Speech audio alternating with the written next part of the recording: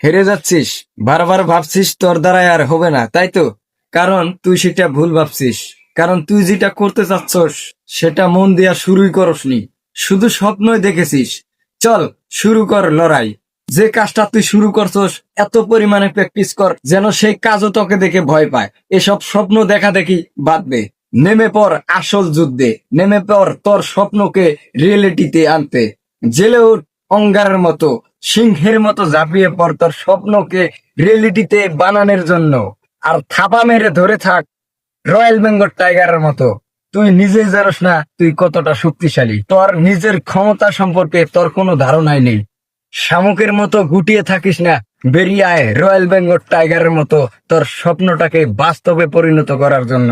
হুঙ্কার মেরে বল, I am back, আমি আবার ফিরে এসেছি আমার স্বপ্নটাকে বাস্তবে পরিণত করতে। তোর শিরায় শিরায় চলতেছে রক্ত, আর সেই রক্ত মধ্যে আছে আগুন। সেই আগুন তোকে এক জায়গায় স্থায়ী হতে দিবে না। এই সামান্য আগুন তোকে কিচ্ছু করতে পারবে না, কারণ তুই হইলি একাই 100। তোর শরীরে যত পাওয়ার আছে, যত শক্তি আছে, উজাড় করে দে আজকার এই অগ্নি পরীক্ষায়।